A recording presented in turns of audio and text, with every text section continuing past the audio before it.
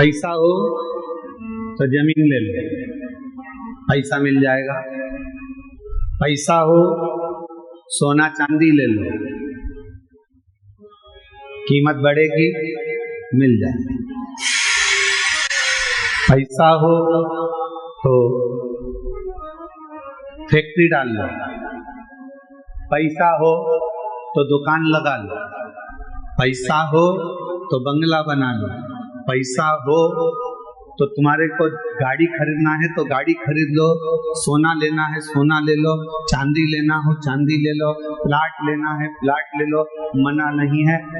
खूब खूब लो।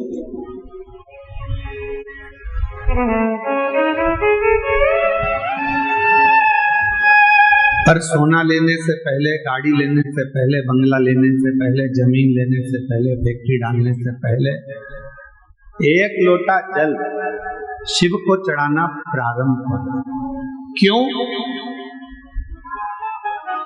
गाड़ी तो बढ़ जाएगी, सोना बढ़ जाएगा, जमीन बढ़ जाएगी, प्लाट बढ़ जाएगा, फैक्ट्री बढ़ जाएगी, बंगले बढ़ जाएंगे, पर उम्र तो उतनी की उतनी है। उम्र को अगर बढ़ाना है तो शिव को एक लोटा जल चढ़ाकर इनके भोग करने के लिए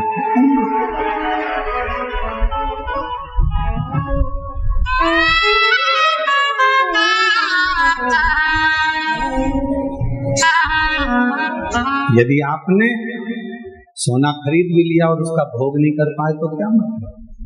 जमीन खरीद भी ली और उस जमीन का भोग ना कर पाए तो क्या मतलब? बंगला बहुत बड़ा बना लिया और बंगले का तुमने भोग नहीं करा तो क्या मतलब? फैक्ट्री डाली, गाड़ी खरीदी, बंगला खरीदा, पर उसका भोग भी तो करना चाहिए। तो भोग करने के लिए तुम्हारी उम्र बढ़ना जरूरी है, और उम्र बढ़ाना के लिए सबसे सुंदर तरीका है, उम्र यदि बढ़ाना है तो 3 जगह पर बैठना चाहिए। जिस व्यक्ति को अपनी उम्र बढ़वाना है, जिस व्यक्ति को अपनी उम्र बढ़ाना है और जिस व्यक्ति को अपने जीवन में सुख पाना है तो 3 जगह पर बैठना प्रारंभ करो। पहले नंबर पर अपने माँ बाप के पास में जाकर थोड़ी देर बैठना प्रारंभ करो, उनका आशीर्वाद मिलेगा, उम्र बढ़ना प्रारंभ करो। कुछ देर अपने माता पिता के पास में जाकर बैठो तो तुम्हारी उम्र बढ़ेगी। दूसरे नंबर पर उम्र बढ़ाना चाहते हो, वैभव चाहते हो, तो मेरे देव अधिदेव महादेव के शिवालय में, मंदिर में, कथा में थोड़ी देर जाकर बैठना प्रारंभ करो, तुम्हारी जिंदगी का सुख प्राप्त हो। तीसरे नंबर पर अपने सतगुरु के चरणों में, अपने गुरु के चरणों में, अपने गुरु महाराज के चरणों में जाकर थोड़ी देर बैठना प्रारंभ करो। थोड़ी देर 3 जगह पर बैठने पर व्यक्ति कभी खाली नहीं होता। 3 जगह पर बैठने पर व्यक्ति कभी खाली नहीं उठता। पहले नंबर पर है माता पिता के चरणों में बैठेगा तो कुछ ना कुछ लेकर उठेगा, भले वो आशीर्वाद लेकर उठे चाहे कुछ लेकर उठे। मेरे देव अधिदेव महादेव के चरणों में जाकर बैठा है तो शिव की कृपा लेकर उठेगा, और गुरु के चरणों में जाकर बैठा है तो ज्ञान लेकर उठेगा। वो जिंदगी में कुछ ना कुछ लेकर उठता उठे।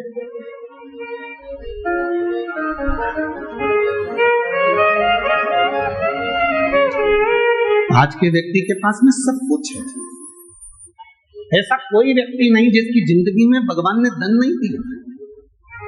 हम आपसे पूछें, जब से आपने शिव महापुराण की कथा को सुनना प्रारंभ करा, जब से आपके घर के व्यक्ति ने 1 लोटा जल शंकर को चढ़ाना प्रारंभ करा, उसके बाद का समय निकालो और उसके पहले का समय निकालो। जब आप शंकर के मंदिर नहीं जाते थे, शिव जी को 1 लोटा जल नहीं चढ़ाते थे, शंकर की आराधना नहीं करते थे, शिव जी की कथा नहीं सुनते थे, उसके पहले का समय निकाल कर देखना कि कितना कष्ट का समय था। और रोज कुछ न कुछ प्रॉब्लम चलती थी, पैसा हाथ में टिकता नहीं था, परेशानियां घेर कर रखती थी। पर जब से आपने शिव जी के मंदिर में 1 लोटा जल चढ़ाना प्रारंभ करा, जब से आपने शंकर जी की आराधना करना प्रारंभ करी, जब से आपने श्री शिवाय नमस्तुभ्यम बोलना प्रारंभ करा, जब से आपने शंकर की कथा को सुनना प्रारंभ करा, जब से आपने शिव जी पर विश्वास करना प्रारंभ करा, उसके बाद का समय निकाल कर देखना कि सामने समस्या भी आती है तो उसका हल चुटकी में हो जाता है, बीमारी भी आती है तो उसका हल निकल जाता है, तकलीफ भी आती है तो उसका हल निकल जाता है, कष्ट भी आता है तो उसका हल निकल जाता है। क्यों? क्योंकि आपने पूर्ण भरोसा, आपने पूर्ण विश्वास शंकर पर कर लिया, आपने पूर्ण भरोसा देवाधिदेव महादेव पर कर लिया। और जिस व्यक्ति ने अपनी जिंदगी में शिव पर भरोसा कर लिया तो उसके जीवन के सारे दुख, सारी तकलीफ, सारा कष्ट, सारी बीमारी देवाधिदेव महादेव की हो गई। उसने अपनी जिंदगी को साफ कर